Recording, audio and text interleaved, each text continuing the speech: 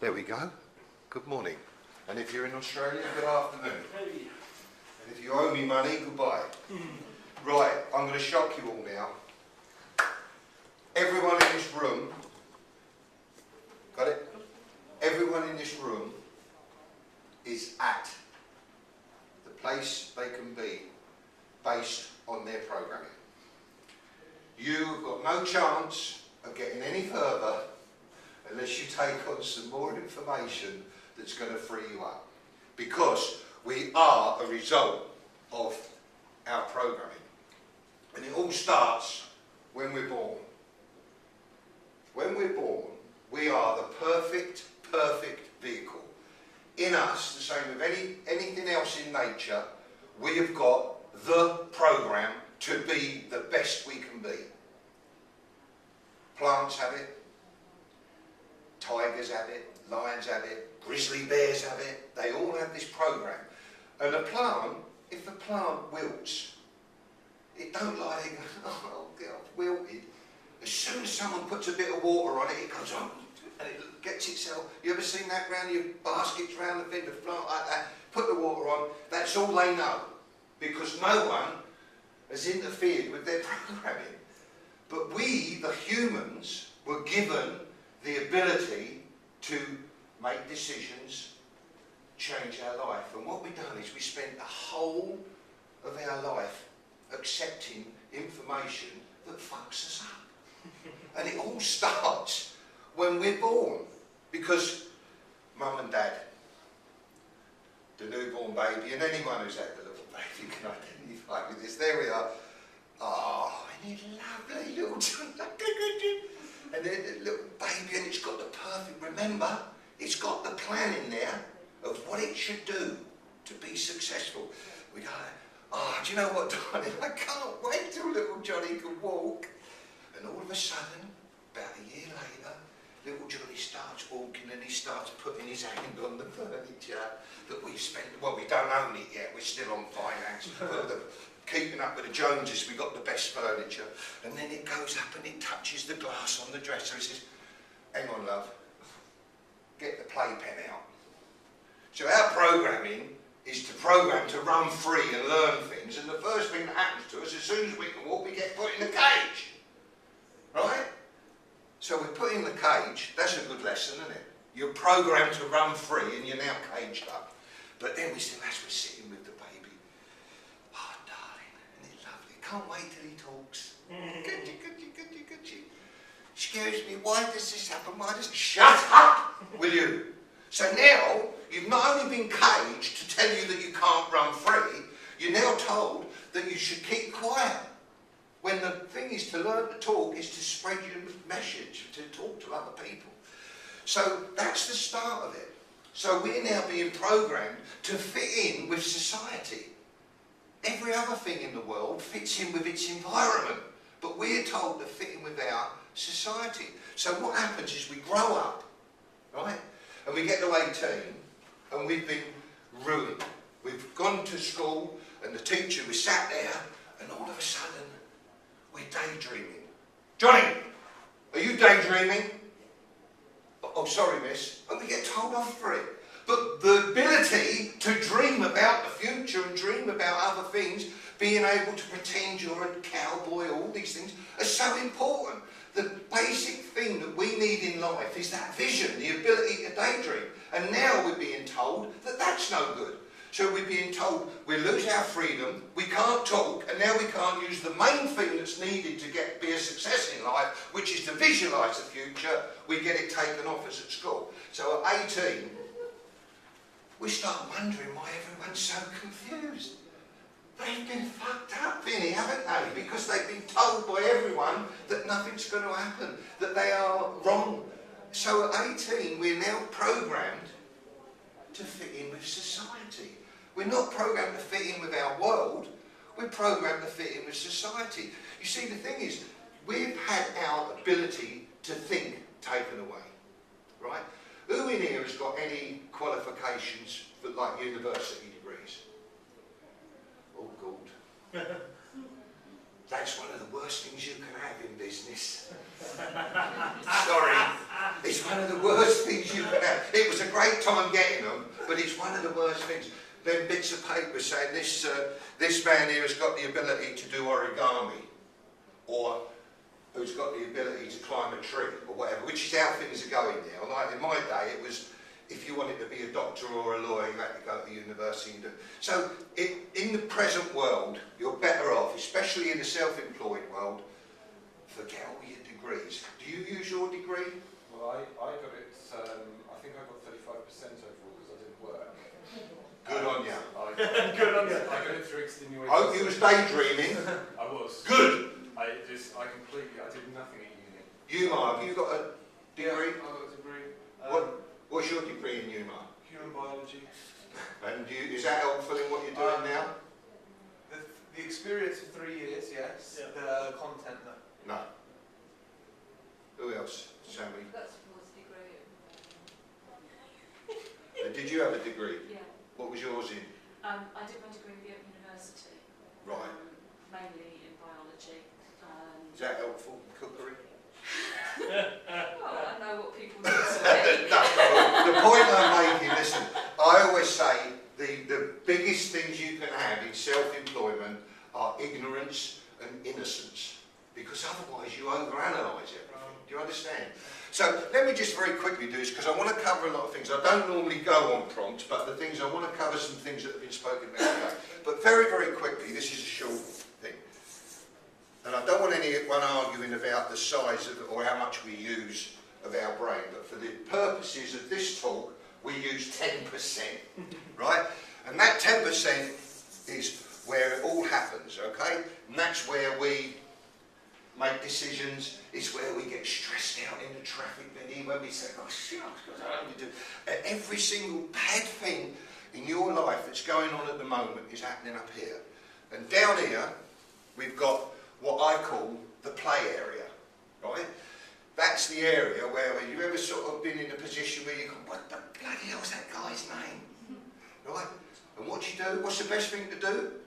Nothing. Forget about it. And it pops into your head. So now we've got 10% of our brain where we're piecing around worrying about things, and we've got 90% here that if you forget about it, gives you the answer. Right? So we're clever. This is how the human works, is you get all sort of knotted up in this 10% and they forget about down here. But this is what's happened to you over your life. You've got mum and dad. I'll put a skirt on mum. Big boots on dad. Right. You've got mum and dad. We've already seen they are doing nothing that they think's wrong. But they've caged you. Told you to shut up. The teacher, he comes in, and every one of these people are doing all this because they think it's doing you some good. And the teacher, especially to Brad, have said, you will amount to nothing, young man. Right? But he didn't realise how ignorant and innocent Brad was, because he can only be a success if you're ignorant and innocent. Because the thing is, you don't get all the other things crowding in. We're over-analysing stuff. Right? Now, also in your life, you'll have a lot of people that will influence you. And one of them is Bill up the pub. Bill up the pub, he's got a pint of Guinness on the bar. And you walk in the bar and you're having a house bill. Right? And you're just looking at the plans and bill plans. Oh, what you got there, pal? There's all the plans to the house. Oh, yeah. And he has a look at them and he points about telling you what he'd do and what he wouldn't do. And it all goes in. That information from Bill, he's a greengrocer.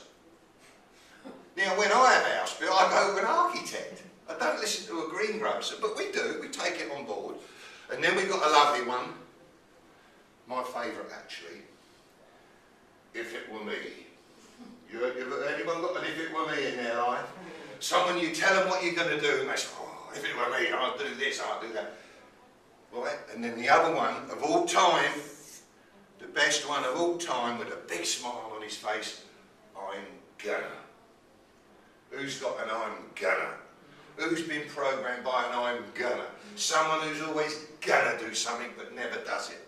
Right, so we've got all this going on, all this information here that we've taken on over our life that has given you guidance that you're subliminally taking on, that is from people that have got really no authority to give you that information, but you're taking it all on, and when, if it were me who's told you he wouldn't do something, you've took that on and it's limiting your belief in yourself.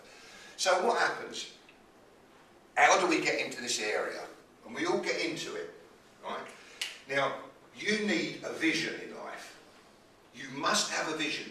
And when I tell people they need a vision and they've got to live their vision, they go to me, well, don't be daft. How can we think and involve ourselves into the future? Easy. When you book a holiday, right, immediately you booked it, what do you start doing? Going down. Thinking about it, right? You start thinking about it. Now, as you're thinking about it, do you think about it pissing with rain? Do you think about walking along the beach and stubbing your toe and going up the hospital? Right? What do? You dream about it being good, about it lying on there with a gin and tonic and everything's nice and you're up dancing up the nightclub and it's all, and you're living it. So you are experiencing the future now, right? Isn't it funny when I say to people, create a vision, and they go, and I say, you've got to live it now. They go, well, how do you do that? Because that vision is clouded with stubbing your toe and it pissing with rain, right? Now, why, when you're going on holiday, can you think of all the good things, but when you want to look into the future, you think of all the bad things? Programming. Right. What happens? And we decide to go on holiday. As soon as we go, like, made the decision to go, our mind relaxes and we're thinking about all the good things. But the excitement starts when we're actually getting ready and going to the airport. It's all becoming a lot clearer. We're booking in, we're being stripped off at security, but we don't care. Get all dressed again. Da, da, da, da, da. Then we walk to the gate. Passports, da, da, da. It's all getting exciting now, going down the thing. On the plane, and we're sitting there. Half an hour later, we've got a lovely beer or a gin and tonic. I'm already there, mate. Keep going. And off we go. And we land, we get out and all the buzz of excitement and then we go out to the airport and all of a sudden we get that lovely warm breeze. You know them smells you get that you don't get anywhere else but on holiday? They smells different, don't it? Ah, and there you are. And you go along to the hotel. You have a lovely night's kip. You get up the next morning, you put your flowery shirt on and your shorts and you're off. And all of a sudden you're lying on the beach. Your real life is miles away. So you've now creeped into this area. And the reason that these lot don't interfere when you're on holiday, because they know you're on holiday, they go and have holiday themselves. So they don't interfere with what you're doing. So all of a sudden, you are there. Everything is possible. Who's had this? Yep. Who's had it on holiday? What are you going to do when you get home? There's no problems, are there? Because you think things through, right, to a logical conclusion that in the real world, in this part of your brain, is an illogical conclusion. So take a notepad when you go on holiday, because every single idea you have is a great idea, and every single thing, solution that you create when you're on holiday is a solution. So 2 weeks is up, lovely suntan. Walking to the airport, shit, I tell you, I wish I'd have booked another week. Down to the airport, all of a sudden you book in, and a little bit about, I wonder if this happened, pops in, doesn't it? Do you know what I mean? As you walk, I hadn't even thought about it, but as you walk down, I wonder if that happened. And you go into the airport, you book in, you get on the plane, you still got a bit of a smile on your face. Let's just put a plane here so you know what's going on. Right. And that's you in that little seat there, right, heading back. And all of a sudden, we're on the plane, little drink. I wonder if that happened. I wonder if the business was all right. And all of a sudden, all the illogical things start pouring in, don't they? You get off the plane, walk out the airport, jump in the taxi, and you get home, and guess what? Guess what? You're back in there. All the problems have come back. and all the ideas and the solutions that you had when you were using the part of your brain that solves all the problems without you thinking, you forget about them. And then you start again going through the grind. So it's not your fault that you've got limiting beliefs. It's not your fault. You've been programmed. So what you've got to do is you've got to learn how to deprogram yourself and start believing in yourself. Now, I don't want to get religious, but I believe there's a power that we all own, right? And it's quite interesting because we've got a Muslim and a Christian, which is great. Both of them have got their beliefs, right? And most people with religion, and most religions, what they do is they get a picturise it, okay? So that they sort of usually picture like an old man with white hair, big ears, a beard. Hang on a minute, I might be in the wrong job here, right? So they picture that, and their belief, I believe there's a power. Now, that power, I believe, is like an electricity cable, okay? Now, why does a 25-watt bulb work off that line the same as a 500-watt spotlight? Why? Does anyone know? It's the same cable. This is the power that we've all got within us. But 25-watt bulb operates off it, and a 500-watt bulb. Reason why is the 500-watt bulb is just asking for more energy, and that's all you've got to do.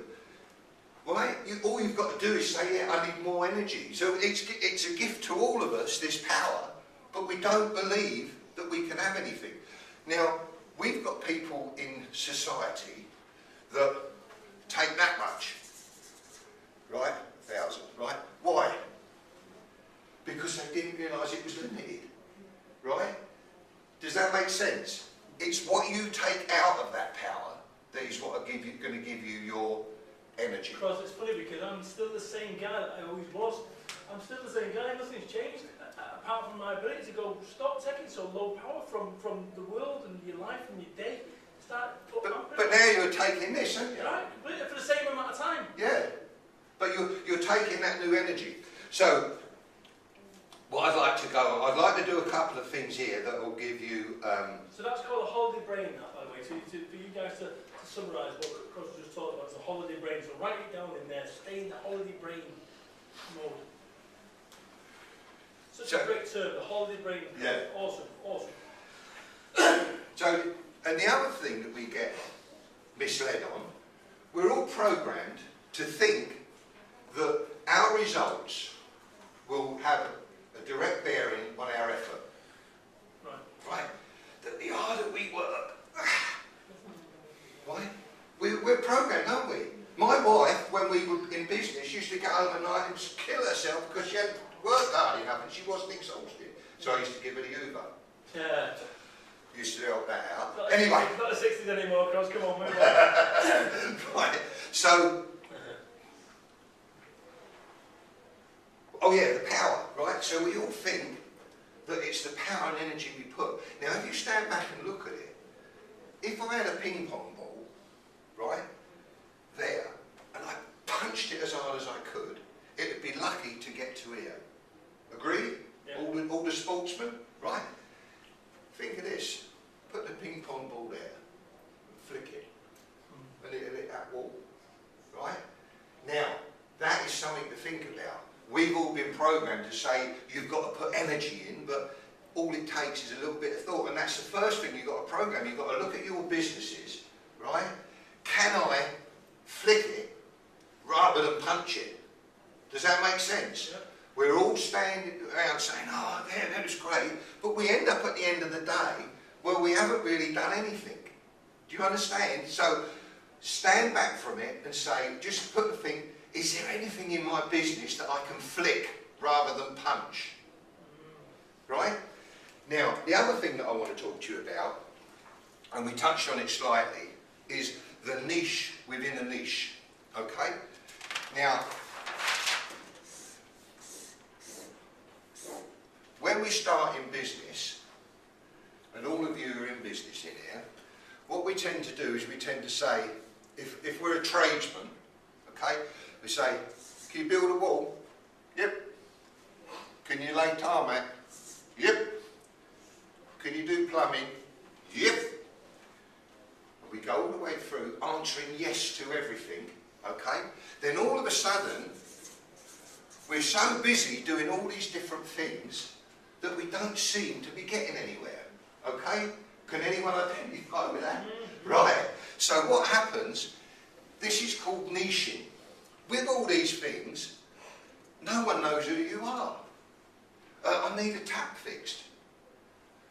You won't feature because you built a wall for someone, so you're not going to feature as a plumber. So what you do is you find the most lucrative one of them and you niche it, okay? And you can do this in your business. You can niche down to one pinpointed thing.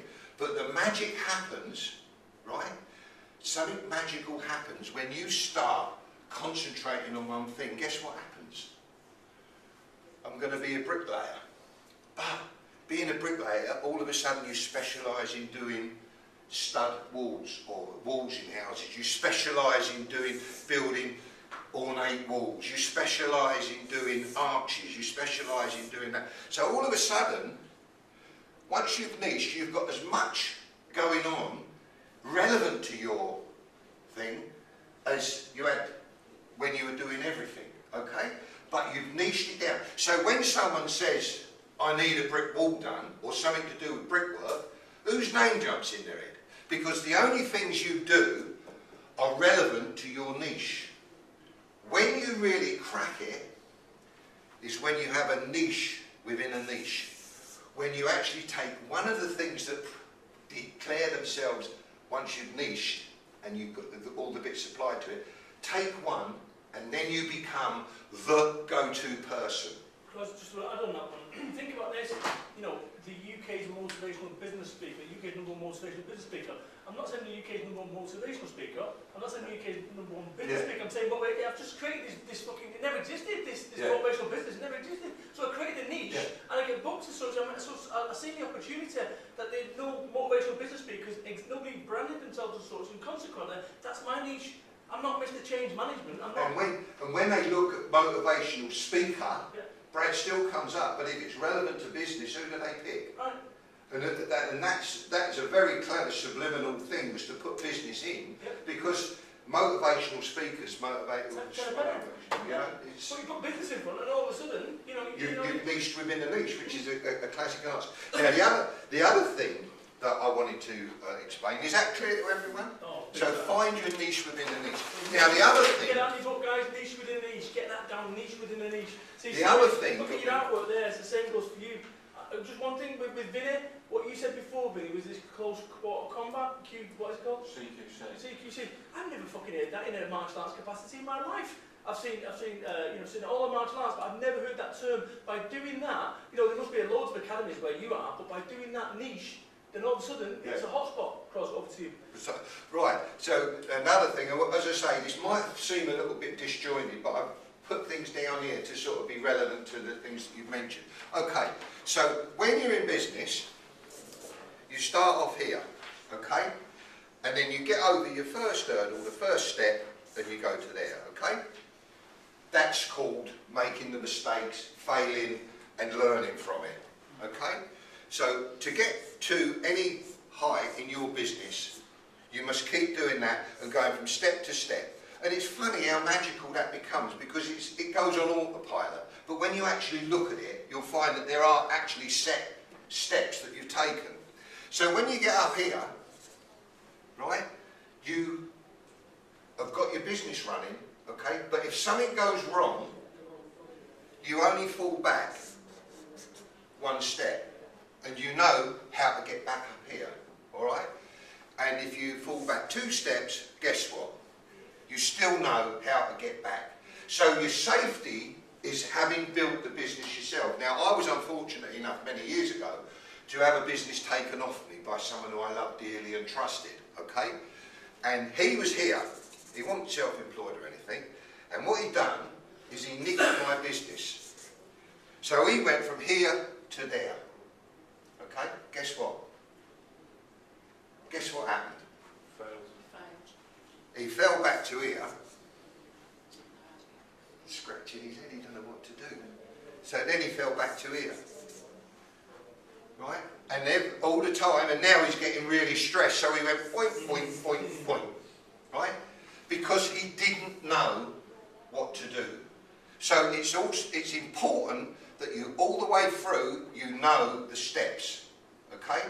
And the thing is that fortunately, when it happened, as I knew these steps, I went up. When I got back in the game after working 2 years to go skin, because when he nicked the company, I wasn't actually skin. What I'd done is I got everything together and worked 80 hours a week to get rid of the last bit. You know, so I was really skin. I was very clever. That's where my knowledge comes from. Anyway, but this is the same thing that happens with money. You go like that, and you've earned your money, you respect it, you know the value of a pound, right, so you know what to do with it. Someone wins the pools, guess what? They go from here to there. Mindset is poor man with money, recipe for disaster. So what happens is he goes back to here where all his mates are borrowing money, then he goes down to here, then he goes down to here, and he's scratching his head all the way down, saying, well, I've only got £8 left in the bank. I had 3 million a week ago. What's happened?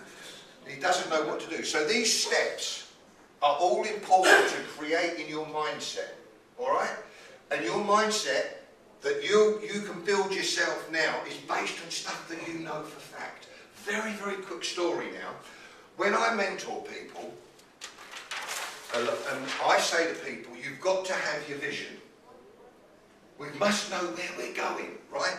As Brad said earlier, there's our goal. There's us. And we need to get here. You must have that vision. Because it don't matter going off course. Because guess what? You know where you're going. You go off course over here. You know where you're going. These are all the things you like. But providing you know where you're going, you cannot go off course. Okay? So, you've got to have your goal and feel sure that you will arrive at your goal. And then I said, well, that's a load of rubbish. I said, well, I don't know how it works, but all I do know is this power sort of kicks in. When you totally relax and believe and have faith in what you're doing, things just magically unfold. Okay? So, going to your goal, all the bits going off the side, and the people say to me, well, how does it work? I said, I don't know how it works. Well, it can't possibly happen if you don't know how it works. And I say, anyone got one of these? How's it work? How has that got a computer in it 10 times bigger than the one that put man on the moon? Right? How does that put pictures in real time all around the world? I ain't got a clue. So it can't work, can it? Because I don't know how it works. Do you understand what I'm saying? We only believe that phone works because we can see the results of it happening. So there's no evidence, is there, of people knowing where they're going and ending up there. Like Richard Branson would be a good example, would he? Not that I'd want to be Richard Branson in a fit, but the point is that he had a goal, right? And the thing is, most people achieve things because they haven't been told it's impossible. That's why you've got to stay away from the soothsayers, right? The ones that are going to come and derail you. Be very careful whose company you're in, okay? So that's all about visions and goals. Now, one quick one here. Croz, so the pyramid and also competitive. Okay. Thank you. Right, I do. Very quick. When I first met Brad, he couldn't understand the situation of where he was at the time and what had happened, and I give a little bit of thought to it, and I come up with a pyramid. Now, most people in life want to get here, right?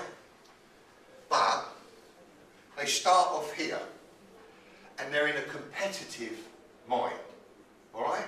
So they're all competitive, everyone down here is competing, and all of a sudden, through really struggling and pushing hard, you sneak up onto here where, look what's happening, there's less opportunity. right? So it makes you a little bit more competitive, okay? And then you sneak up to here, and all of a sudden you're saying, oh well, it'll be all right because it's getting in sight now. This position here that is like the big man with all the money and the boats and everything, he's up here. So you sneak up to the next boy, right? But look what's happening now.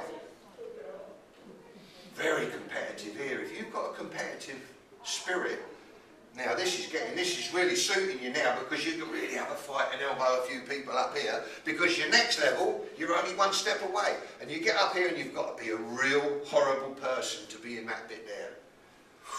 You've got to be dog eat dog there. There's no relaxing there. You've got to watch your back day and night and you've got to do all sorts of devious things to get hold of a few quid. But guess what? Eventually you can become the big fat bastard at the top. You've cracked it. You have cracked it. And all then what you do is you say, well, hang on, I've got all this money. I tell you what I'll do, I'll buy a boat. Lovely big boat. Right? What problem has this man got here? Hey? Finding people to go and live with him. Because he ain't got no friends. He ain't got no family. He ain't got, all he's got is a big bleeding pile of money on the side there. Right? Nothing. Because he didn't have his vision sorted out. And you've got to put that into perspective. Now what happens when Uncle Croz turned it upside down? You just start out in business. You're innocent and ignorant. And you think that the way forward is to be competitive. Right? But listen, you've got this upside down. You've been told there's an abundance of everything, and providing you allow it to come to you, it will. So all of a sudden, you're competitive and you jump onto the next level. Guess what? There's more room, more people, and what was all this about fighting each other to, you know? And you get onto the next level, and you find there's even more people. And you get onto the next level. Hang on, so how long has this been about? Oh, all I've been doing now is just, I haven't fought anyone, I haven't sort of backdoored anyone, I've done nothing wrong. And look, I look ahead of me there, and there's an abundance of everything. And guess what's happening as you're going up here? You're taking your friends and associates with you. Now look, it's natural in business. It's natural in life. You've got to jettison a few people, because there's a few people that will play with your head. Okay, and get rid of them out of your life as soon as possible because they're no good to you. You've got to have total faith and belief in what you're doing, and Uncle Croz guarantees that you cannot fail to get there. The trouble is you've got the niggling doubt of all them people in the play area going, what are you on about, Denise? How on earth can you do that, you silly bitch? You was a fucking C student at school, okay? You never done nothing in life. Well, what are you going to do? Forget it. Only hang around people that agree with your vision, all right? So anyway, on we go. More room. I'll tell you what I do. Let's put a line up there. This is play, and that's work. Now, in this model, you can't. It's not worth drawing a line down the middle because it doesn't matter how much you load this side of a pyramid, you won't budge it, right? You can do all the work you want, and that pyramid won't budge. Do all the play you want and that pyramid won't budge. But in this model, work and play, if you play too much, guess what happens? It starts toppling. You work too much, it starts toppling. So you can keep it all in balance. So what you're doing is you're taking all your friends with you, right, to the top, until you get to the top here, and all of a sudden you realise there's an abundance, there's no shortage, there's no need to be competitive, there's no need. Be creative. All the way through, your competition's left here. Your competitive spirit is left down the bottom. And you've got to the top, okay? And guess what, if you bought a boat, even if it's only a 12-foot little boat, guess what? You're going to have to fight people off wanting to come with you. It won't be as big a boat, will it, Croz? Hey? It won't be as big a boat. No, I just said a 12-foot little thing with a little engine on the back. It don't matter. You've got that little boat and people queuing up to come out with you up the river, and this man here's got $1 billion yacht and he can't find no one to go on it with him. See, that's Stuart Green though, Philip Green. Fuck yeah. He's got the jet as well, he's got the full thing, hasn't he? So, The last thing, and I think, yeah, I've got about 5 minutes here. The line there for what Croz has said is be creative, not competitive. Yeah. So you think about that, be creative, not competitive, because In your business, if your point of difference, right? If you start running your business based on price, it's a race to the bottom, right? Because you'll always find someone that will do it cheaper. You'll always find someone that will do it. And the thing is, do you know what? After people that do it cheaper get halfway through and think, well, I've priced it all wrong. And the person that they've priced it to will come looking for you because you know what you're doing. So all the time, never get pulled in to doing something, because if you go and do a job for the sake of doing it, for the money of getting out of trouble, you'll be halfway through that, and guess what will happen? The phone will ring. Got a lovely job here for you, Leslie. Oh, sorry, I'm doing the Women's Institute fate for whatever. Do you understand what I'm saying? As a favour, right? So, always be creative. Think of something in your business that will give you the point of difference by being creative. As Umar said earlier, he's going to do the parties for the autistic children, is it? That's it, yeah. Right? Now, that's creative. Where's the competition there? Well, it ain't none. Absolutely. So you what? niche one. So then all of a sudden, then BBC West has a story or whatever about autism. They bring you up and then they film in there, and that's what's happened to me. Yeah. I've created that niche. I've not got competitive in my field. I've been creative, jeans, trainer, t-shirt, and what have you. And actually, nobody can compete with me on that area. So if you put it into, you create a field of one. That's it. Madness. And what's happened with Brad, of course he loses loads of work. But the point is, because he's niched, there's a lot more work for him, and it's the work he wants. Because he doesn't particularly want to go and stand in front of people that are going to start, if you've got to spend the first 20 minutes of a talk convincing people why you're dressed like you are, or why you believe what you believe, or da-da-da-da-da-da, you lose it. You've got to get people from the start, so they know what they're getting. It says what it does on the pack. There he is, bold, brash, big bad Brad. Boom, you know what you're getting, off we go. So, there's your pyramid. There is no shortage of anything, right? What you've got to do in life, just allow it to unfold. What we do, we restrict ourselves. I was talking to our friend Matthew, right? This is classic. Matthew's talking to me out there and he's going, yeah, what I've done is, and because I play rugby, I can't really put anything business on my Facebook page because all the rugby players will do this, that and the other. I said, how do you know? He said, I said, don't ever base a decision on what people might do, because you'll never do anything, because you can always work out a reason not to do something.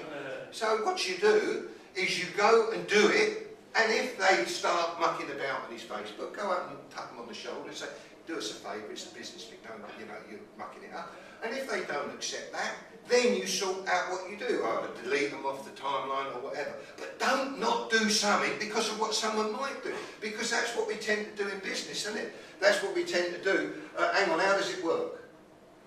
I ain't doing it. I don't believe it will work because you can't tell me how it works. I don't know how it works, and I've been studying it for 20 years. I ain't got a clue. I don't care really, because I know that there are set steps that if you've got a vision and you believe you can get there, there ain't nothing can stop you. Only them little voices. Bill up the pub. If it were me, I'm gonna, teacher, mum and dad, they all have their little say. Get rid of them, right? Not wanted on voyage. Out. Now, I'm fortunate. One very quick thing here. We had the story of the baby, didn't we? Now, isn't it a funny thing through life? The baby's got the perfect plan, right? And you go through life and you go,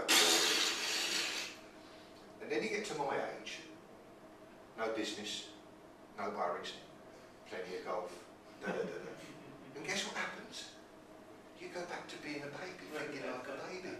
Right, look at me, 68 years old. I don't care. High top, red high top, right. But do you understand what I'm saying? We've got, now there's proof positive. We've gone here, got the perfect plan, go all through the shit, and then when you get, if you're sensible, when you get old, you revert. Don't give a shit. No one asked him how stressed I get. The other day we were at JCB, pulled up, he said to the security guard, come to do the talk at the VIP lounge. And he went, what, the one up the road, 84 mile up the... What? 84 mile, he has gone into orbit, right? I'm sitting there. Hey, where's your sat nav for your business program too? Yeah, that's back to sat nav. He put the wrong address in.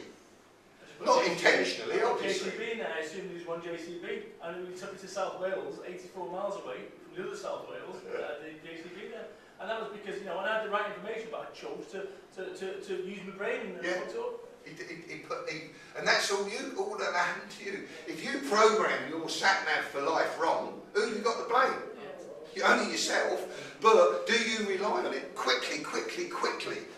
The journey. See, how we could be taken on. 3 minutes, Croz. This story takes exactly 3 minutes. It's good. Right. All of a sudden, I don't believe it'll happen unless I know how it works. Who's got a set of them? Explain to me how the internal combustion engine works in complete detail. You ain't got a clue, have you? No. Yeah, you put the key in the ignition, turn it on, and get on it. But guess what? If we take it to the logical conclusion in a car, we're sitting behind the wheel, the engine's running, what if I get punctured? What if the radiator boils up? What if a stone goes through the window? What if the wheel comes off? We could do, couldn't we? But we don't, do we? Right? Why don't we? Because we've sat in the passenger seat while we're growing up, and Mum's put the key in the ignition and drove off up the road, and we've always got to where we were going. Our destination, haven't we? In the old days, you used to have to get a map out. Or before maps, Christopher Columbus, he used to go by the stars. But what's happening is, once again, it's a journey from here to your destination. And we could quite possibly talk ourselves out of it if we thought about all the things that could go wrong on a car journey. But guess what? Subconsciously, what do we say to ourselves? Anything that goes wrong, I'll deal with it when it's a real problem. But we tend to, see, once again, it's another situation where we've just blindly accepted the fact that everything will be all right. Like the holiday brain, we've accepted we can think good things. We're not thinking bad things about this, where we could. And the time when we could think bad things, we don't. So it's all programming. And it's up to you to dig deep and start getting rid of all them limiting beliefs and just trust me, right? I am exactly in my life where I visualised I wanted to be at my age, right? But I've been through, and it don't matter, because as Brad said earlier, I wouldn't change 1 minute, because every bit of it's relevant, and most of my life now gives me stuff to talk about.